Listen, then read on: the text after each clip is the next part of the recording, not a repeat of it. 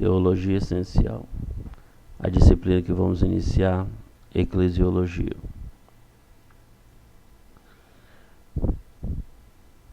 Vocês, porém, são geração eleita, sacerdócio real, nação santa, povo exclusivo de Deus, para anunciar as grandezas daqueles que o chamou das trevas para a sua maravilhosa luz.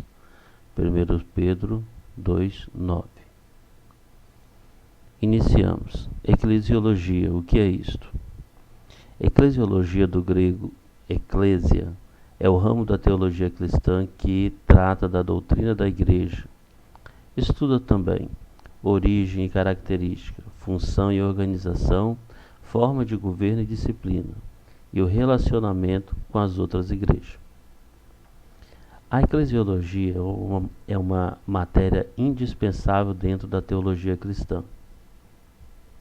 Para o cristão verdadeiro, estudar a eclesiologia é estudar a sua própria identidade como participante do povo de Cristo e das bênçãos da salvação que há nele.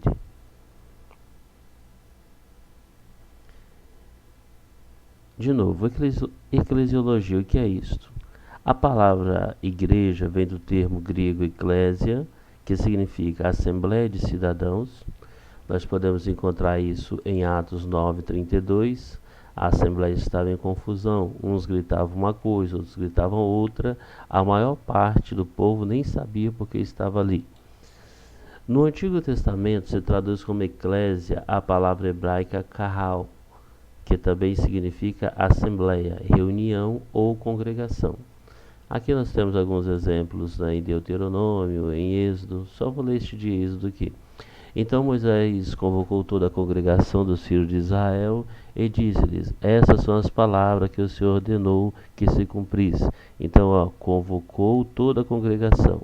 Aqui está indo então um grupo de pessoas, não uma igreja.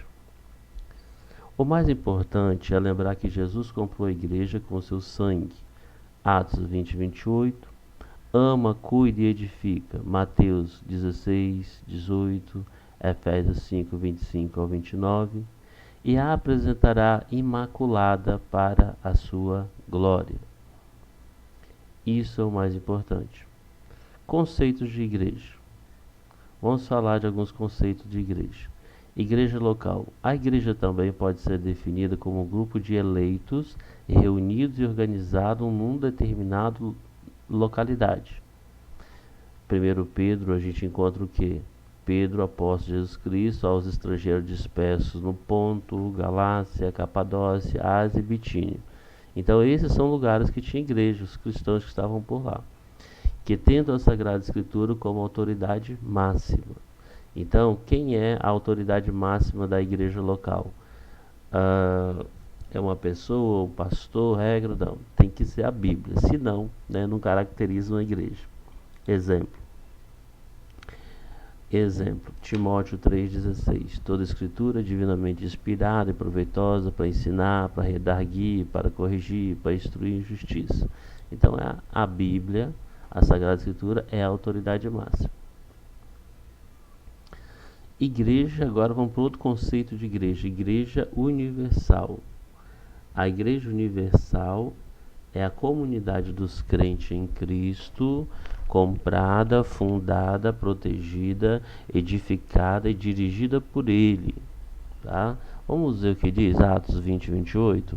Diz: olhai, pois, por vós mesmos e por todos os rebanhos sobre que o Espírito Santo vos constituiu bispo para apacentares a igreja de Deus, que Ele resgatou com seu próprio sangue.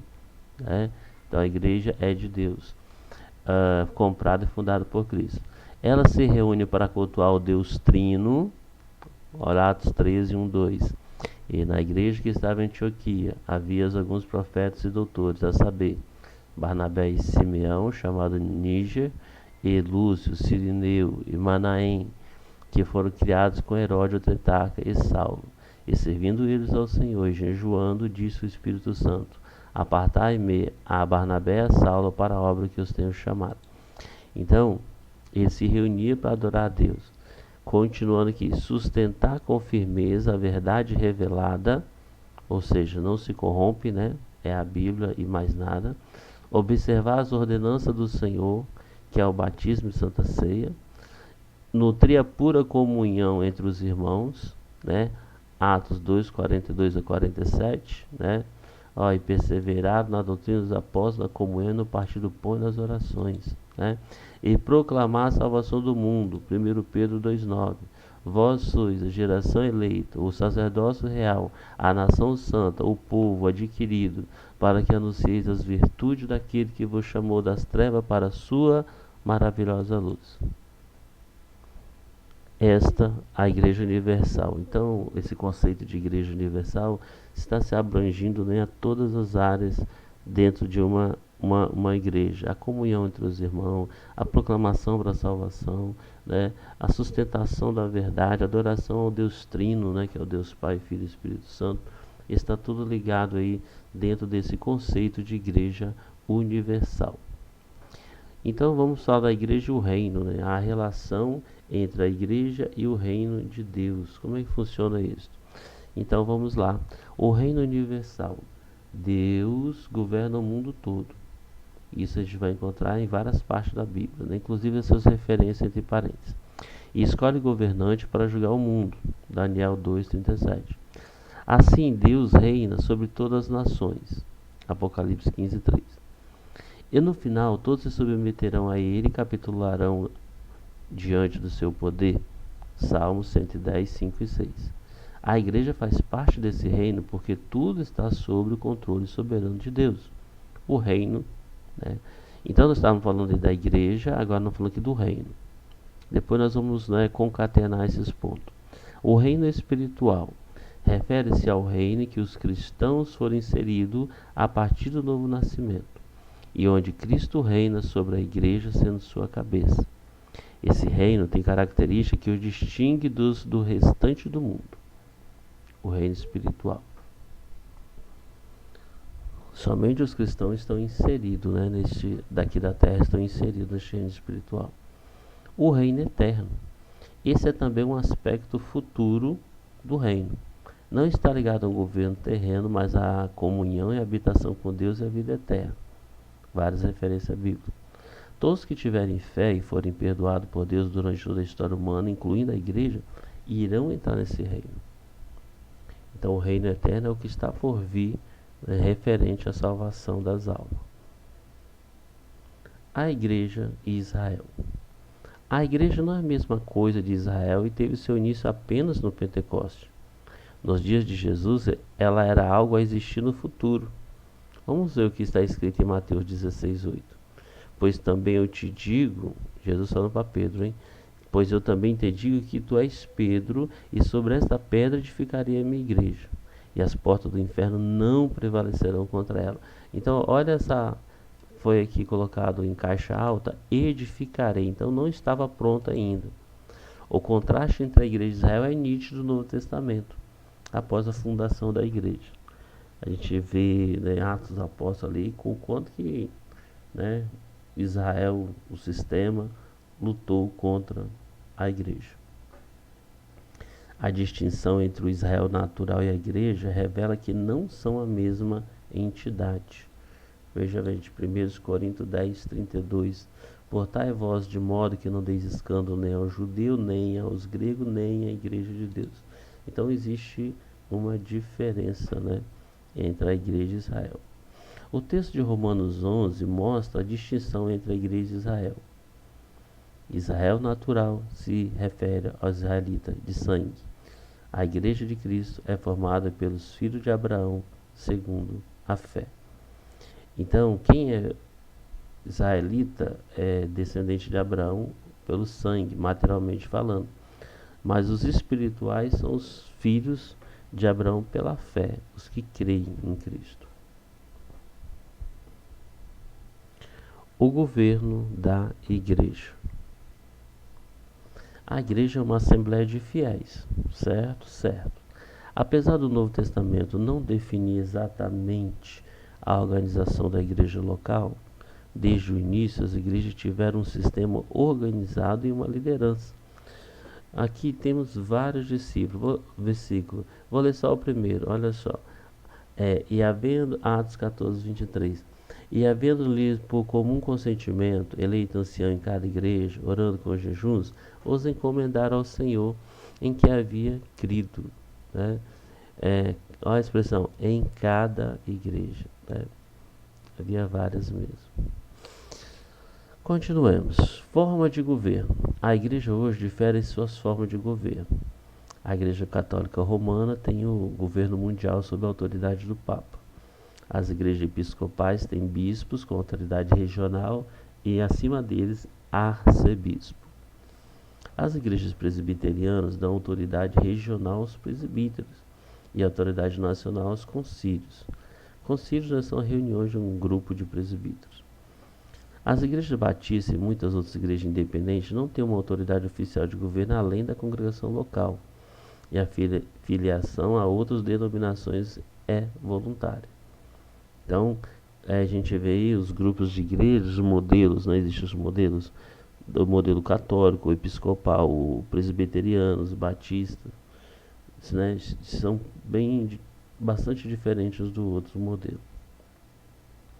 Forma de governo nas igrejas. A forma de governo na igreja pode ser dividida em 3 grandes categorias que podemos chamar de episcopal, presbiteriano e congregacional. Primeiro, episcopal. Um arcebispo tem autoridade sobre muitos bispos. Este, por sua vez, tem autoridade sobre um grupo de igreja sob a jurisdição de um bispo. O oficial encarregado de uma paróquia local é o reitor, se for na igreja católica, um padre.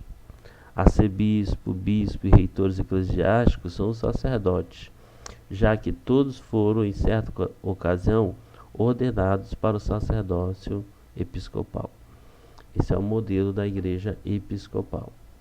Trabalha com muitos bispos. O modelo presbiteriano. Nesse sistema, cada igreja local elege presbítero para um conselho. O pastor da igreja é um dos presbíteros no conselho, com a mesma autoridade dos outros presbíteros. Este conselho tem autoridade para dirigir a igreja local. Então, esse é o foco, né, no modelo presbiteriano. O modelo congregacional. Podemos considerar 5 variações de governo congregacional para a igreja. A primeira, atualmente mais comum entre as igrejas batistas nos Estados Unidos, é a de um único pastor. Nesse tipo de governo, o pastor é considerado a única autoridade na igreja e há um grupo de diáconos que atua sob sua autoridade e lhe dão apoio. A direção do Espírito Santo. Algumas igrejas negam a necessidade de qualquer forma de governo. O governo depende inteiramente dos membros da igreja. Sensível à direção do Espírito Santo na vida, as decisões são geralmente tomadas por consenso. Existem igrejas, né, que eles não se programam ou não se esperam ali e usam aquele jargão, que Deus colocar no nosso coração, que Deus mandar fazer, né? Os argumentos de apoio para essa visão são: os apóstolos exerciam autoridade sobre mais de uma igreja local, mas não os presbíteros e diáconos. A igreja inteira recebeu o poder de exercer a disciplina e não somente os líderes. A igreja inteira estava envolvida na escolha dos líderes. Várias passagens comissionam a igreja toda e não apenas os líderes. Os sacerdotes, todos os cristãos, colaboram para o conceito de um governador democrático.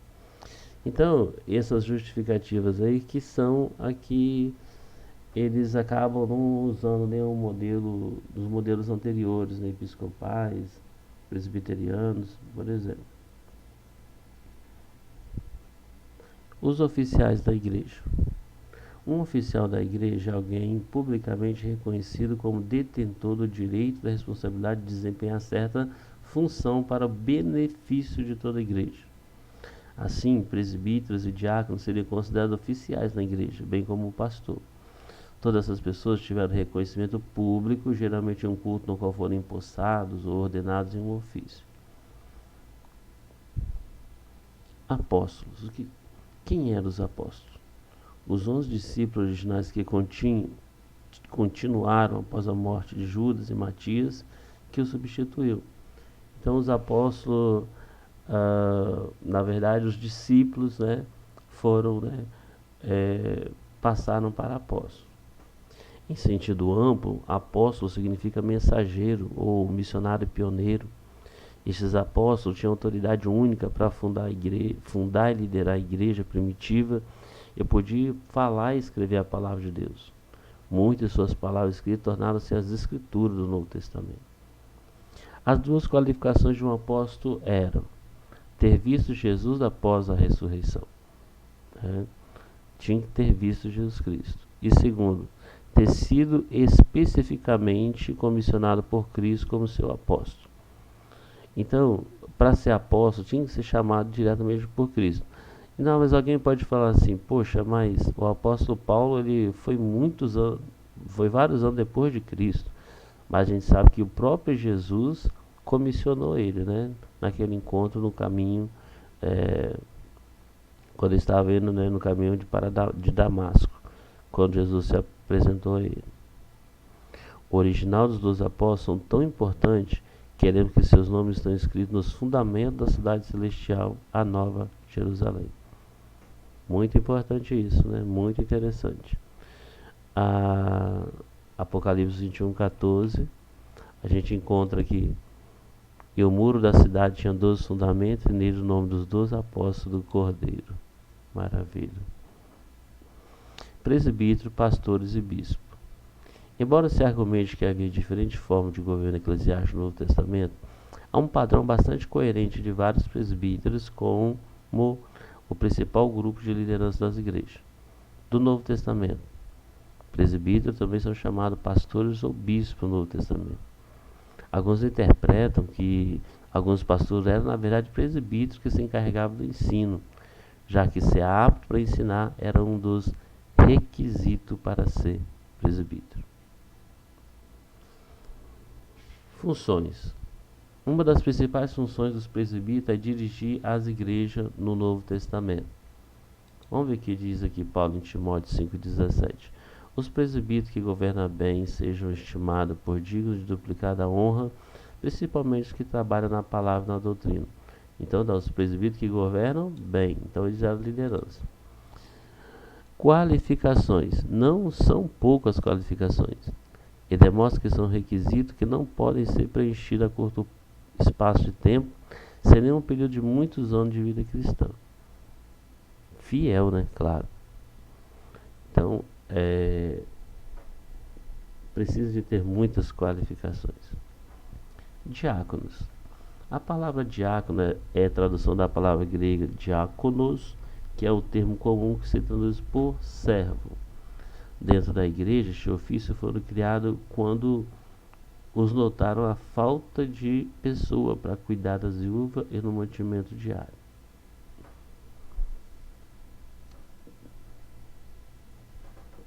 Sobre criar cargo, né?